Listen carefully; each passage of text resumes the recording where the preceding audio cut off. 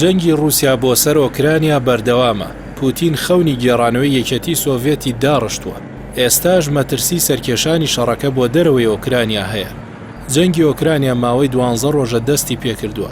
ئەوەی تا ئێستا بۆ رووسیا بەدی هاتووە لە ئاستی چاوەڕوانی ڤلادیمیر پۆتین سەرۆکی رووسیا و سوپاکەیدا نییە، بەڵام سوورە لەسەر درێژەدان بە جەنگ.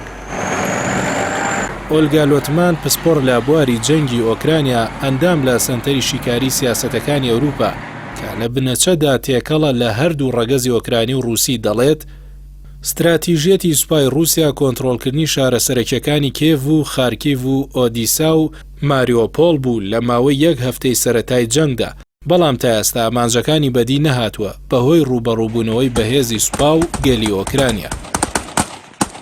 بە بڕوایەوە پسپۆڕە هەڵەکانی سوپای رووسیا لەم جەنگەدا بریتی بوو لەوەی بۆ ماوەیەکی زۆر سوپاکەی لەسەر سنوورەکان هێشتەوە بەر لەوەی دەست بەهێرش بکەن. ئەوەش ڕوبەڕووی گرفتی تەندروستی و کەشوهەوای قورس و ژیانێکی سەختی کردنەوە. هەروەها سوپای رووسیا کێشەی زۆری بۆ هاتوۆتە پێش لە گەیشتنی پشتیوانی لۆجستی و سوتەمەنی و نەبوونی هەماهەنگی نێوخۆیدا بە جۆرێک شپرزەی لە ڕیزەکانیان بەدی دەکرێت و ئەو سەربازانش کە بەدیل گیراون باز لەو ڕاستیانە دەکەن. هەروەها مۆسکۆ لێکدانەوەی هەڵەی کردبوو بۆ توانای بەرگری ئۆکرانیەکان پێی وان نەبوو گەلی ئەو وڵاتە و سوپاکەیان خواستی ڕوبەڕووبوونەوەی رووسیایان هەبێت. ئۆلگا لۆتمان دەڵێت سەرەڕای ئەوەی وەک پێویست ئامانجەکانی رووسیا بەدی نەهاتووە، بەڵام پوتین سوورە لەسەر جەنگ و دەیەوێت دوای چەند هەفتەیەکی دیکە و گرتنی چەند شارێکی سەرەکی ڕاستەوخۆ دەسەڵاتێکی خۆجێی بۆ دروست بکات بۆ ڕوبەڕووبوونەوەی شۆڕشی ئۆکرانیەکان، بەو جۆرە کێشەی ناوخۆیی لە ڕیزەکانیان دروست دەکات.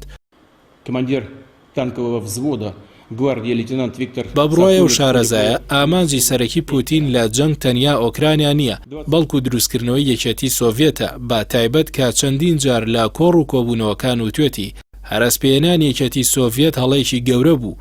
بۆ ئەو مەبەستەش استراتیژێتی سەربازی هەیە و ماوەی چەندین ساڵە کار بۆ بەهێزکردنی توانای سوپاکەی دەکات.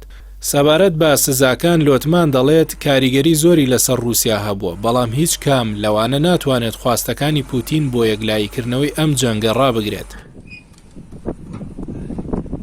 هەروەها بە دووری نازانێت پوتین لەبارەی هەڕەشەی جەنگی ئەتۆمی جددی بێت و لە ناوچەیەکدا بۆ تاقیکردنەوە و چاوترساندنی ڕۆژاوا بەکاری بێنێت، چونکە ئەو زۆر لە ئەمریکا و ئەوروپا تووڕێە. لە کۆتاییدا بە دووری نەزانیوە دوای ئۆکرانیا سوپای رووسیا پەلاماری چەند وڵاتێکی دیکەی ئەوروپا بدات، بە تایبەت وڵاتانی بەڵتیق و مۆڵدۆڤیا.